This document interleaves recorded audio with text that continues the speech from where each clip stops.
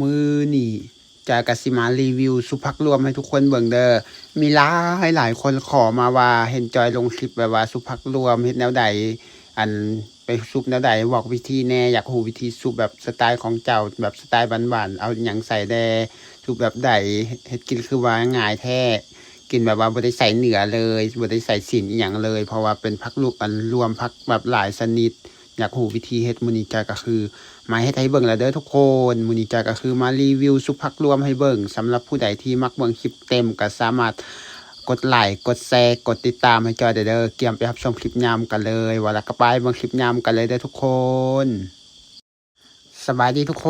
นมื้อนี้จ้าก็สิมารีวิวซุปผักรวมหรือว่าอยู่บ้านจอยเอิ้นผักโดมเดมเด้อให้เบิ่งเด้ออย่างแรกเลยจอยก็ต้องแบบว่ามาหาเก็บก่อนเฮ็ดกินตอนสวยเด้อทุกคนจอยมาสวนคนเดียวช่วงนี้ก็คือมาเฝ้าสัตว์เลี้ยงอยู่ในสวนบ่มีหยังกินก็คือเก็บผักเก็บหน่ออีหยังมากินเฮ็ดซุปผักให้ทุกคนเบิ่งมีหลายคนบอกว่าอยากเห็นซุปผักรวมว่าเฮ็ดแนวใดเพราะว่าเห็นจอยโพสต์คลิปไปว่าผักรวมนู่นนี่นั่นอยากรู้วิธีเฮ็ดก็คือมื้อนี้มาสอนให้เด้ออย่างแรกเลยจอยก็ต้องไปหาเก็บผักบวบก่อนทุกคนอันนี้คือจะเป็นผักบวบเด้อมีซ้ำใดเอาก็ใส่ซ้ำนั้นเอาก็สิเก็บเอาแบบว่าก็เอาบ่หลายปานใดเพราะว่ากินคนเดียวเอาอย่างละเล็กอย่างละน้อยอย่างแรกก็คือเอาผักบวบอย่างเห็นแล้วทุกคนก็สิเอาทั้งอันยามนี้มักบวบมันก็กำลังเป็นเดี๋ยวก็เอาหมากมันใส่น้ำมันจังจะได้แซ่บแล้วก็เอาดอกมันก็คือจะเป็นแบบนี้เลยทุกคนเอาทั้งดอกเอาทั้งหมากเอาทั้งยอดมันอันนี้ก็คือจะเป็นผักบวบหลังจากเก็บผักบวบแล้วแหละต่อมาก็คือไปเอาหาเก็บผักแนวอื่นต่อทุกคนมาเก็บผักแป้นก็คือมันจะออกตามเรียบอันทุ่งหญ้านี่ก็คือจะเป็นหญ้าเที่ยวป่วนเป็นหญ้าธรรมศาสตร์แต่ทุกคนเฮาอยู่บ้านเฮาก็คือจะแบบนี้แหละเขาตัดต้นไม้ใหญ่แล้วก็ปล่อยให้มันเป็นหญ้าเพียงจังซี่แล้วก็ปล่อยตัวงัวตัวควายนี่ผู้ใดก็ถามว่าผู้ใดตั้งกล้องให้ก็เบิ่งเบิ่งนี่มันเห็นเงาอยู่เด้เงาอยู่บนตีนนั่นน่ะจอยก็ตั้งกล้องเอาเด้อผู้ใดจับกล้องให้ก็คือตั้งกล้องเอาทุกอย่างคือถ่ายโดยตัวเองอันนี้ก็คือจะเป็นผักแป้นเด้ออันนี้คือมันผักแป้นทุกคนผักแป้นก็บ่ได้ปลูกได้ทุกอย่างนี่คือแบบส่วนหลายจะแบบปล่อยมันออกจากธรรมชาติเฮาอยากกินก็ไปแล้วหาเอาแบบนี้หลังจากเอาผักแป้นแล้วต่อมาก็มาหาเก็บผักคาลือบ่ฮู้ว่าบ้านทุกคนมีคือกันบ่ผักแบบนี้อยู่บ้านจอยเอิ้นผักคาลือเด้อแซ่บคือกันเด้ออันนี้จะเป็นผักคาลือมันลายแบบว่ามันเป็นใบลายๆแบบนี้ทุกคนจอยคิดว่าคันเฮาไปปลูกหน้าเฮือนแบบว่าเฮ็ดให้มันเป็นหนานคือหนานดอกไม้นี่คือว่าสิงามแฮงเลยแหละเพราะว่าใบมันงามแบบเป็นสีลายจังซี่เอิ้นผักคาลือเด้ออยู่บ้านจอยอันนี้คือจะเป็นผักคาลือมันก็สิออกตามทุ่งหญ้าเรียบอันให้เรียบสวนเฮาอันนี้ก็เบิ่งตัวควายทางหลังก็กินหญ้าจังซี่แหละทุกคนหลังจากนี้ต่อมาก็มาเราหาแค่ผักกูดก็คือมีหลายแฮงอยู่ตามป่าตามเรียบไห้เรียบสวนคือแบบโคตรมีหลายนะเฮาบ่ได้ปลูกเลยนะทุกอย่างก็คือว่าแหละเฮาบ่ได้ปลูกบางอย่างเฮาก็คันเฮาอยากบ่อยากไปหาเก็บมันไกลเอาก็สามารถเอามาปลูกได้ปลูกให้แบบว่าเก็บง่ายเก็บสะดวกเก็บสบายอย่างแบบนี้หลังจากเก็บผักบวบแล้วเก็บผักกูดแล้วต่อมาก็มาเก็บผักสลัดอันนี้หวานจะเอิ้นผักสลัดเด้อหรือว่าเอิ้นผักหาดหื้นอย่างประมาณนี้แหละ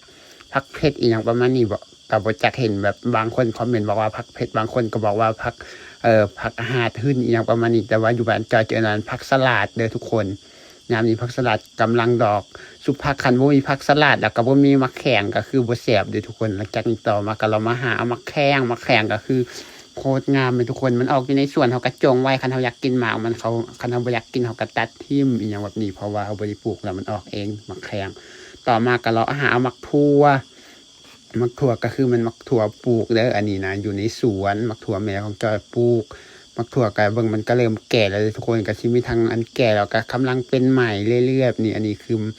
มาเราหาเก็บเอาอยู่ในสวนมะถั่วก็คือโคตรงามทุกคนกำลังเป็นแน่กำลังแก่แน่นี่ต่อมาก็คือมาเอามักแตงเห็นคือมักแตงแดดๆร้อนก็อยากกินมักแตงก็เลยไปเลาะหาเอามักแตงแม่ของจอยปลูกอยู่ในสวนมักแตงกว่าเด้อทุกคนอยู่บ้านจอยมักแตงกว่าอันนี้มักแตงก็อยู่ในซุ่มหกมาทุกคนมาเอาโอ้โหมันได้มักที่1แล้วก็ได้มักที่2มักแตงคือโคตรงามเลยแม่ตัวอันเครือมันก็แก่แล้วแต่ว่าหมากมันก็คือโคตรงามเลยอันนี้ก็ได้มามักที่3ทุกคนแต่ละหมากนี่คือมักเยอะงามก็งามแฮงมักแตงนี่คือมันมักแตงหลังจากได้มักแตงมาแล้วต่อมาก็คือเกียมไปหาเอาใบขิงเกียมจิซุปอันนี้คือเครื่องปรุงใส่ให้มันหอมก็คือจะเอาใบขิงเด้อเสิร์ฟทุกคนใบขิงก็คือเป็นใบขิงที่ปลูกใบขิงแบบขิงเผ็ดต่อมาก็เราหามักเอือดมักเผ็ดอันนี้คือเครื่องปรุงอันที่เราจะไปปรุงเกี่ยวกับการจะซุปผักเลยทุกคนซุปผัก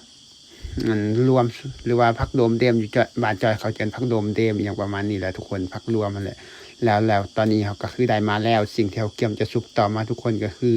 มาพักก่อนอยากกินน้ำอยากกินมักแตงอหยังแบบนี้ก็เอามาได้สำใดก็คือมาให้ทุกคนเบิ่งนี่ก็คือได้มาสำนี้ทุกคนมักแตงก็ออกมาไว้จังซี่มักเพชรเขาก็จะเอาใส่สโลอันนี้เอิ้นสโลเด้อ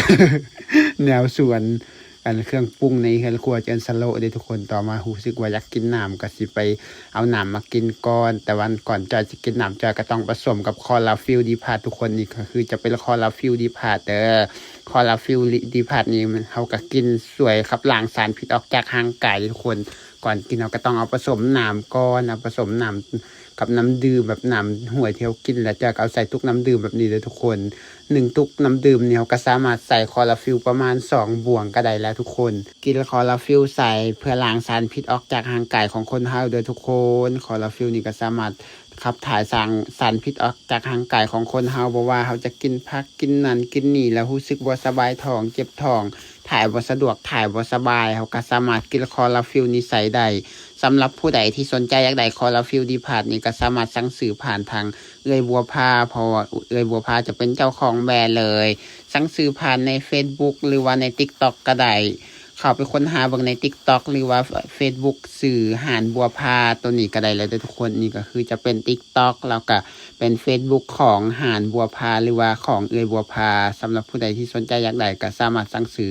ผ่านทางเอื้อยบัวพาได้เลยเด้อหลังจากนี้ก็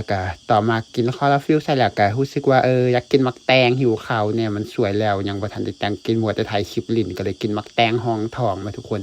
มักแตงก็คือโคตรหวานโคตรแซ่บมักแตงปลูกเองกินเองแต่ว่าบ่แม่นจอยปลูกเด้อแม่เป็นคนปลูก จอยก็มีหน้าที่กิน อันนี้คือมันมักแตงเลยทุกคนสำหรับผู้ใดที่สนใจอยากได้คอลลาฟิลก็สามารถสั่งซื้อผ่านทางเอื้อยบัวพาได้เลยเด้อต่อมาก็คือเอามาล้างผักหลังจากเอาเก็บมาแล้วก็คือล้างเลยทุกคนเฮาก็บ่ต้องซ่อมหยังหลายเพราะว่าตอนเฮาเก็บเฮาก็เลือกเอาอยู่แล้วแม่เฮาเลือกเอาแต่แนวงามๆตัวใดที่บ่งามตัวใดที่มันบ่ดีเฮาก็บ่เอาแล้วเฮาก็เลือกเอาแต่แนวงามๆมาซ่อมแล้วก็มาล้างมาล้างก็คือเป็นล้างน้ำห้วยแต่ช่วงนี้ฝนแดดแห้งน้ำก็ใกล้สิขาดแล้ว นะเพราะว่าต่อมาก็คือมาตั้งไฟเตรียมสิต้มผักทุกคนต้มผักผักรวมนั่นแหละเฮาก็คือตั้งไฟต้มเอาเด้อผักเขาจะสุกนะกินอยู่ในสวนในห้วยอยู่ในเถียงสนามอันนี้บ่แม่นเฮือนแล้วก็บ่แม่นเถียงนาอันนี้คือเถียงสนามก็คือจะเป็นเถียงเที่ยวเฮ็ดอยู่ในห้วยอย่างเช่นแบบว่าเฮามาสวนมาห้วยอีหยังแบบนี้มาเฝ้าสัตว์เลี้ยงก็สามารถมาพักอยู่นี่ได้หรือว่ามานอนอยู่นี่ได้ต่อมาก็เอาน้ำใส่หม้อแล้วก็ค้างทุกคนเกียมสิต้มผักรวมก็เอามักเพชรใส่มักเพชรเฮาก็ต้มเอาเด้อมักเพชรเที่ยวจะตำทุกคนต่อมาก็คือเกียมเครื่องปรุงจอยก็จะเอากระเทียมใส่แล้วก็ข่าใส่เอาหัวไข่ข่าใส่แบบนี้เลยทุกคนเอาใส่ในครกแล้วก็เกียมตำให้มันแหลกที่เห็นข้างๆนี่ก็คือจะเป็นคอลาฟิลเด้ออันนี้ก็คือจะตำทุกคนตำให้มันแหลกตำในใดก็ได้ตำให้มันแหลกแล้วกระเทียมกับหัวข่าเด้อที่เราจะใส่ซุปผักเนี่ยมันจังจะได้แซ่บแล้วก็กินน้ำต่อกินน้ำก็คือจะเป็นคอลาฟิลนี่ก็คือจะบ่มีกลิ่นเผ็ดบ่มีกลิ่นข้าวบ่มีกลิ่นขมอีหยังทั้งสิ้นทุกคนจะมีกลิ่นหอมแล้วก็หวานเด้อหวานหน่อยนึงสำหรับผู้ใดที่สนใจอยากกินก็สามารถสั่งซื้อผ่านทางเอื้อยบัวพาได้เลยแล้วต่อมาก็คือเกี๊ยมต้มผักทุกคนอย่างแรกเลยก็คือจะเอามักบวบแล้วก็มักทั่วมักแข็งใส่ก้อนเพราะว่าของอันแนวที่มันหึงจะสุกมันนานจะเปื่อยก็เอาใส่ก้อนหลังจากมันฟดไปโดนสักพักหนึ่งมันคือจะเปื่อยแล้วต่อมาก็คือเอาผักใส่แบบนี้เลยทุกคนผักใส่แล้วก็พยายามเน้นมันลงไปให้น้ำมันท่วมแล้วก็พยายามฟื้นแบบนี้อันนี้ก็คือจะเป็นการต้มผักเลยต้มแบบง่ายๆกินแบบง่ายๆหลังจากนี้ก็ต้มไปโดนสักพักหนึ่งแล้วก็คือมาซ้ำเบิ่งว่ามันเปื่อยแล้วบ่หรือว่ายังบ่เปื่อยถ้ามันเปื่อยแล้วก็สามารถปรุงเอามาเคี่ยมซุปได้ทุกคนมันเปื่อยแล้วมันก็เปื่อยก็คือว่ามันสุกแล้วแหละหลังจากนี้เราก็คือเอาหมักเพชรออกหมักเพชรที่เราต้มนำผักนี่ออกเลยทุกคนหมักเพชรเราก็เอามาใส่โคกเกี๊ยมตามเอาใส่ซุปเด้เขาก็เอามาตำในหมักเพชรนี่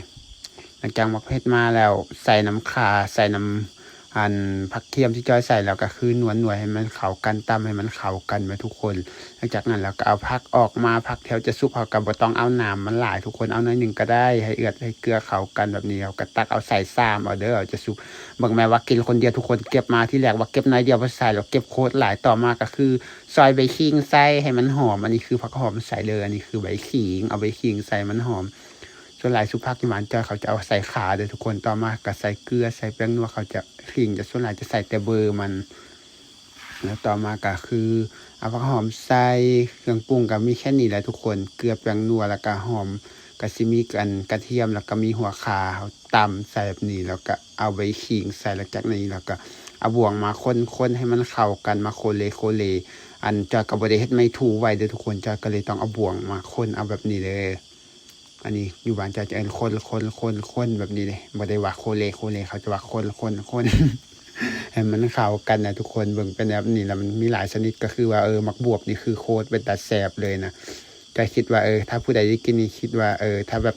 มักกินแบบอาหารบ้านๆอาหารบ้านนอกก็คิดว่าจะแสบแต่ถ้าผู้ใดบ่เคยกินแต่อาหารในเมืองก็สิว่ามันบ่เป็นตากินบ่เป็นตาแสบที่จริงแล้วอาหารแบบนี้ถ้าเป็นคนบ้านนอกได้กินก็คือโอ้โหสุดยอดทุกคนคือแสบแฮงโดยเฉพาะคนที่ไปเฮ็ดเวียกอยู่ในเมืองใหญ่เวลากลับมาบ้านสิ่งแรกที่ต้องเฮ็ดก็คือซอกหาเก็บผักแบบรวบแบบนี้มาสุกกินเลยเพราะว่าเป็นอาหารที่แสบแฮงหลังจากนี้เราก็เริ่มต่อมาโดยกินข้าวทุกคนแต่ก่อนกินข้าวก็คือรู้สึกอยากกินน้ำก็กิน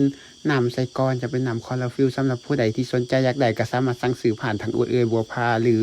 สั่งซื้อผ่านทางเบอร์โทรศัพท์ส่วนตัวของบัวพา02099266456ตัวนี้ได้เลยทุกคนจะเป็นเบอร์ของบัวพาเด้อแล้วต่อมาก็คือกินข้าวเลยทุกคนมาได้ทุกคนกินข้าวกันแนวกินก็เฮ็ดเองกินเองก็คือแซ่บแห้งเลยผู้ใดที่มักการเฮ็ดคลิปแบบนี้ก็อย่าลืมกดไลค์กดแชร์กดติดตามให้จอยเด้อเพื่อไปเกียมไปรับชมคลิปใหม่สำหรับคลิปนี้จอยก็คือจะได้ขอจบสำนี้แล้วพบกันใหม่คลิปหน้าเด้อเวลาก็ไปบ๊ายบาย